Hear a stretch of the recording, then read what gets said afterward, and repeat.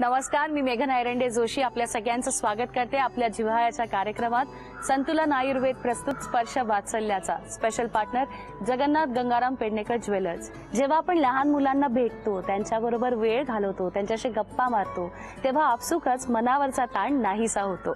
आपल्याला सगळ्याचा विसर पडतो आणि असंच काहीसं आजही होणार आहे. आज जिला आपण भेटणार आहोत तिचं नाव आहे मनस्वी मंगेश दराडे.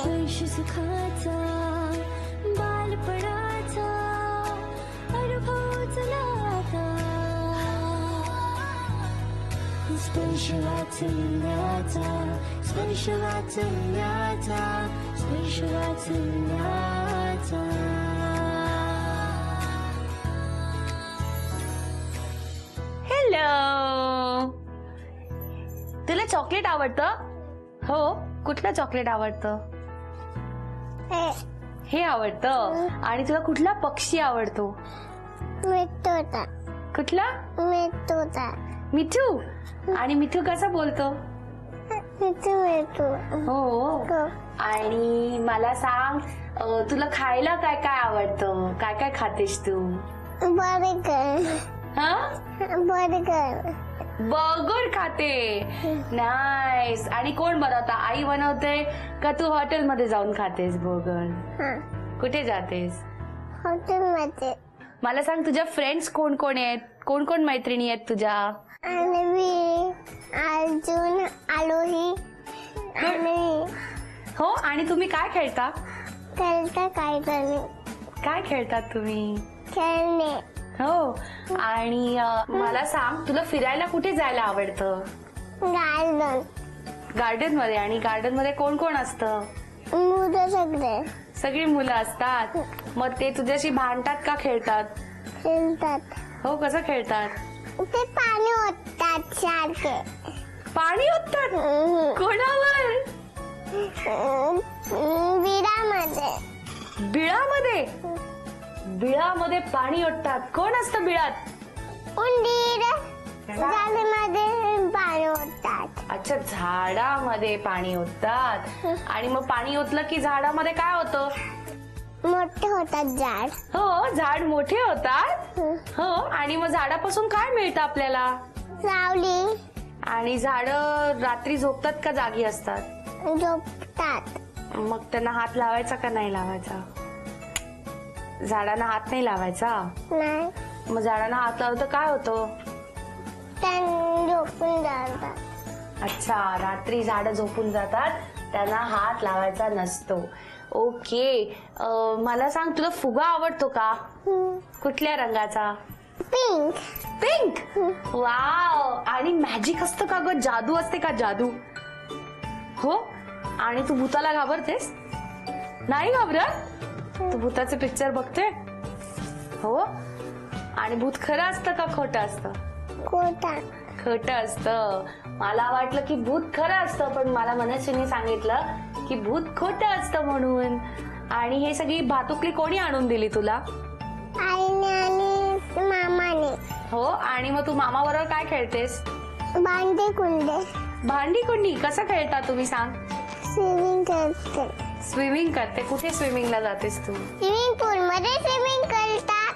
अच्छा, स्विमिंग पूल मध्ये स्विमिंग करायला जातेस. मुदूची ओढणी. अरे, कोणाची ओढणी ही? मुदू. कुठे गेली? मुदू कोण आहे? माझी सिस्टर. तुझी सिस्टर आहे? तुला खूप आवडतं तुझी सिस्टर? आणि मुदू आणि तू भांडतात? नाही. ही ग्रीन कलरची ओढणी आहे? नाही. मग पिंक. हे ग्रीन आहे. पिंक. ग्रीन. नाही पिंक. अगं ग्रीन आहे ग. पिंक आहे. मला वाटलं ग्रीन आहे म्हणून. पिंक आहे. हो का? आणि तुझ्याकडे खूप कानातले, पण मग तुला एवढे मोठे कानातले घालायला का आवडतात? मला नाही आवडत मोठे कानातले. मग तू का घातलेस आता? मी छोटे घालते. मग हे मोठे कोणी घातले? मी काय घातलंय? माझ्या कानात काय आहे? लटकन. लटकन आहे. आणि याचा आकार काय आहे? कोण आहे याच्यावर? आऊल. आऊल मला चावला. तुला मजा आली? हो. आणि मला सांग, तुझ्याकडे बुबू आहे का? तुला बुबू आवडतो का? कसा असतो बुबू? शेता. आणि तो कसा भुंकतो? अशा. आणि माऊ कशी करते? आणि क्रो कसा करतो?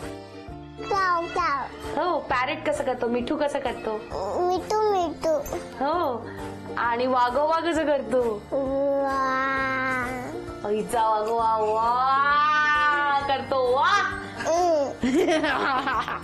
आणि मला सांग ना, तू शाळेमध्ये काय करते? टीचर ओरडते का तुला? नाही. का? मस्त नाही करत. आणि मग जे मस्ती करतात त्यांना ओरडतात टीचर? पण मग तुझे स्कूलमध्ये नेल पेंट चालतं? स्कूलमध्ये पेंट नाही चालत, मी चालते. तू नेल पेंट लावलेस? दाखव. मग टीचर ओरडली नाही तुला? नाही. मग तू तर काढून टाकणार आहेस? आणि पायाला पण लावलेस? वाव. आणि हे काय आहे? पैंजण आहे? हे कोणी घातलं तुला? शिंदे आईने घातलं. आणि पैंजण का घालायचं पायात? आवाज येतो त्यांनी? कसा आवाज येतो? छुमछुम येतो. अरे वा. पाणी पाहिजे.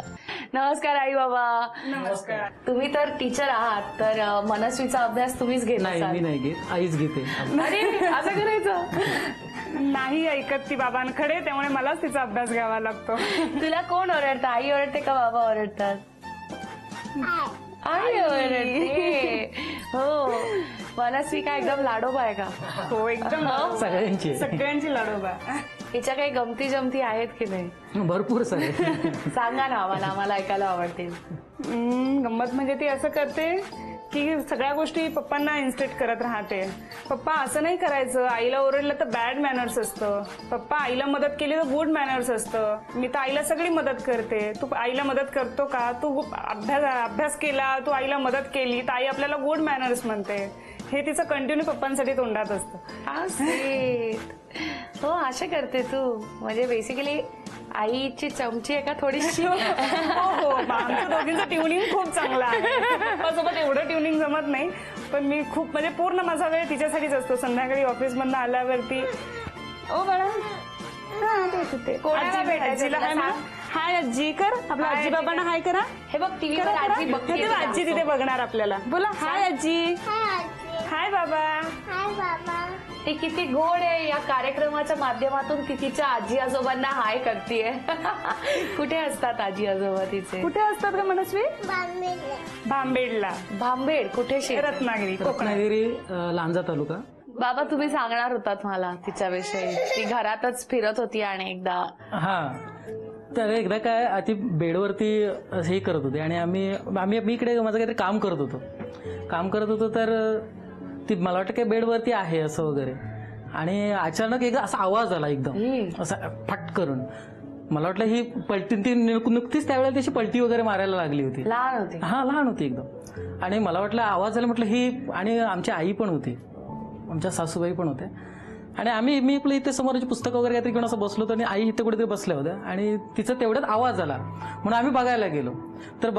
तर त्यावेळेला जे असे पॅड सारखं असं ते बेडला असं हे आहे ते होतं आणि उशी होती. ते उशीला मला वाटतं काही धक्का लागला, पण ते उशी सहित ते खाली पडल्यानंतर तो आवाज झाला मोठ्याने. आम्हाला वाटलं ही नव्हती पडली. नाही, ती नाही पडली. आणि नंतर मग एकदमच असं धडधड एकदम जोरात व्हायला लागली. आणि मग नंतर बघितलं तर ही एका साईडला आपली व्यवस्थित ही आहे. अरे स्वतःला सांभाळून घेतलं तिने. आणि तशी एकदा बेडवरून पण पडलेली आहे ती, पण तेव्हा काही एवढं असं. परत इथून पण पडलेली आहे ती, ह्या सोप्यावरून पण अशी उलटी पडलेली आहे पाठीमागे असं. असे पडूनच मुलं मोठी होतात. ती उड्या मारायची, तिला अशी सवय होती, अशी बसले अशी उड्या मारायची. त्या सोप्यावरती अशी बसता उडी मारली आणि पटकन खाली आली. मी इथेच होतो समोर. आता आपण एक छान रॅपिड फायर राऊंड खेळणार आहोत. तुम्हाला हिच्याविषयी किती माहिती आहे ते आम्हाला कळेल या रॅपिड फायर राऊंड मधून. तर आपण सुरुवात करूया. पहिला प्रश्न, मनस्वीला अगदी पहिलं खेळणं कुठलं आणून दिलं होतं तुम्ही? खुळकुळा. आता असं रॅन्डम नका जाऊ, खरं ना? खुळखुळा जो अजून तिथे आहे. खुळकुळा दिला. Yes, your right. हिची उंची किती आता? 92 च्या आसपास 92 सेंटीमीटर. असेल. हां, नाही शुअर नाही. अरे आई वाटते. 92 सेंटीमीटर. बाबाला माहिती. येस, 92 वाटते, असू शकतं.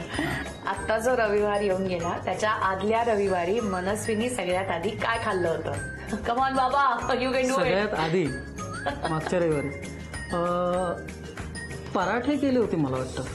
पराठे हा, ओनियन ह्याचे बटाट्याचे पराठे केले. पराठे केले होते. अरे क्लोज इनफ. मस्त, लक्षात होतं तुमच्या. आई, तुमच्यापासून आपण सुरुवात करूया. मनस्वीचा ब्लड ग्रुप काय आहे? ओ निगेटिव्ह. Okay, nice. सगळ्यात पहिल्यांदा कुठल्या गोष्टीसाठी तिने हट्ट केला तुमच्याकडे? मामा हवाय म्हणून. हा वेगळा हट्ट आहे. हो, मी 6 महिने आईकडे होते, 6 महिन्यांनी इथे आले आणि लहानच होती ती, पण फक्त मामा मामा मामा म्हणजे तेवढंच ती कंटिन्यू रडत होती की तिला मामाच हवा आहे म्हणून. मनस्वीकडे किती ड्रेस असतील? 15 आहेत, कारण की ती ड्रेस कमी वापरते आणि पॅन्ट शर्ट जास्त करते, त्यामुळे ड्रेस 15च असतील तिच्याकडे. कन्फर्म 15 आहे?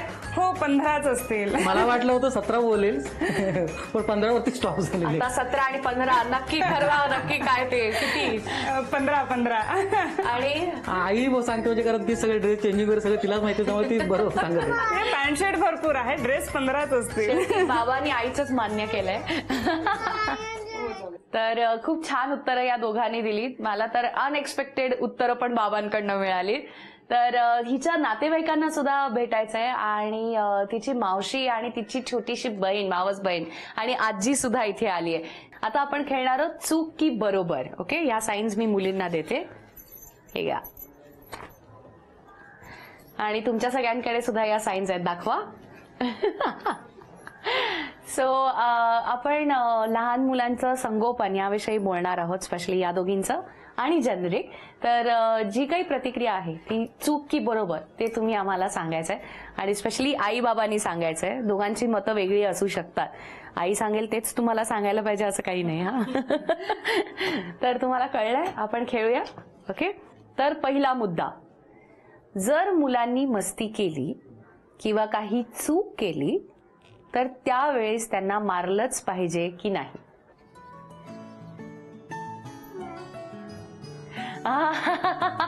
फक्त एकच आहे, त्यांना वाटतं की मारलं पाहिजे.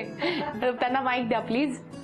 परत चूक करू नये म्हणून त्याला मारायला पाहिजे, त्याला चांगली शिस्त लागावी यासाठी सुद्धा त्याला मारलं पाहिजे. ओके, आई बाबांना काय वाटतं? मारणं गरजेचं नाही आहे, समजवलं तरी चालेल. आणि मनस्वीच्या बाबतीत म्हणाल तर ती खूप हळवी आहे, त्यामुळे तिला ओरडून सांगितलं की तरी ती ऐकते, त्यामुळे मारण्याचा प्रश्नच येत नाही. त्यामुळे मारायची आवश्यकता नाही असंच वाटतं. पण तुम्ही तर टीचर आहात, छडी लागे छमछम विद्या येई गम गम. नाही, तसं काही नाहीये. तो गेलं, ती वेळ गेली. एक काळ होती की बाबा छडीचा वापर करून मुलांना सवयी लावल्या जात होत्या, पण आता समजून सांगून जेवढं वळवून घेता येईल तेवढं वळवून घेतलं पाहिजे. आणि शक्यतो प्रेमाने सांगितल्यानंतर बऱ्याचशा गोष्टी सरळ होतात. म्हणजे धाक दाखवलाच पाहिजे, मारलंच पाहिजे असं नाही. हा, अगदीच त्याची गंभीर आहे त्याची चूक, तर एखाद्या वेळेला त्याला ती चूक, त्याने केलेली चूक खरोखर बहुत गंभीर आहे हे दाखवण्यासाठी त्याला तो एक शिक्षा दिली पाहिजे. पण शिक्षा हे काही त्याचं उत्तम किंवा त्याला वळण लावण्याचा एक उत्तम मार्ग आहे असं काही नाहीये. दुसरा मुद्दा आहे की लहान मुलांनी जर हट्ट केले तर ते पुरवले पाहिजेत का?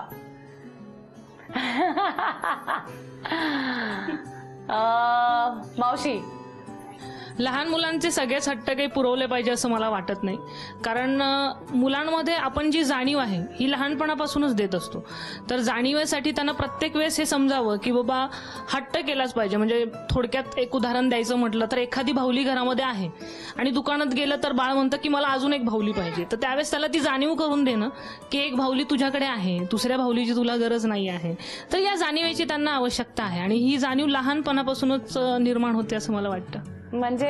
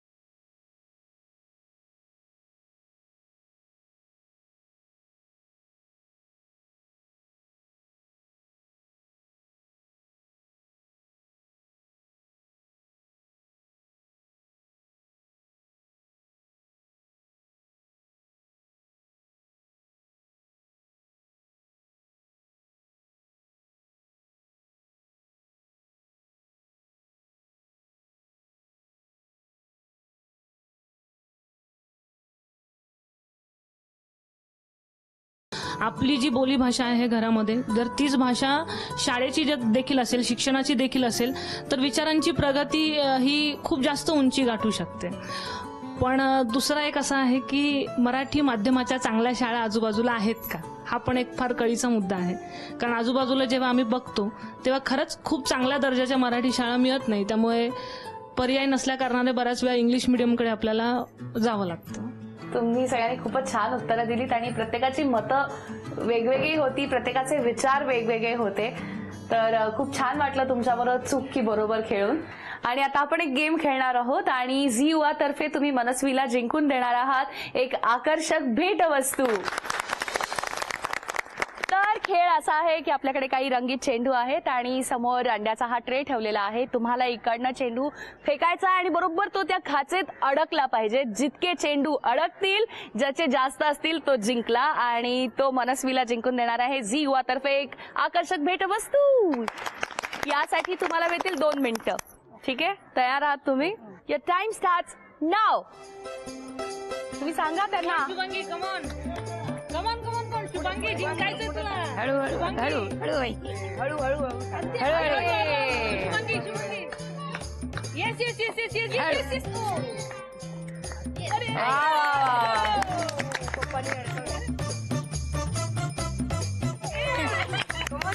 ते बघ, एक टप्पा मारून करतायत. तू पण कर.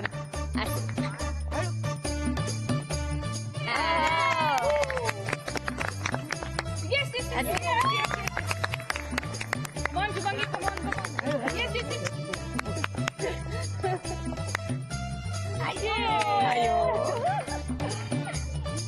शुभांगी शुभांगी शुभांगी. एक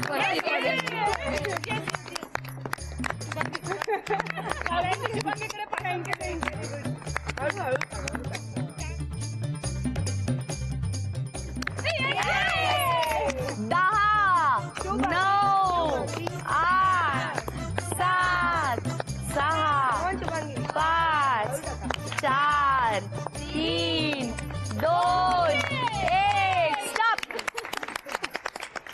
तर बाबांनी मिळवले आहेत 1 2 3 4 5 6 7 आणि आईनी मिळवले आहेत 1 2 3 4 5 6 7 8. ऍक्च्युली बाबा पुढे होते पण चुकून त्यांनी आईच्या क्रेटमध्ये 1 टाकला आणि आईला जिंकून दिले. मनस्वीसाठी तुम्ही जिंकले आहात ही झी युवा तर्फे आकर्षक भेटवस्तू.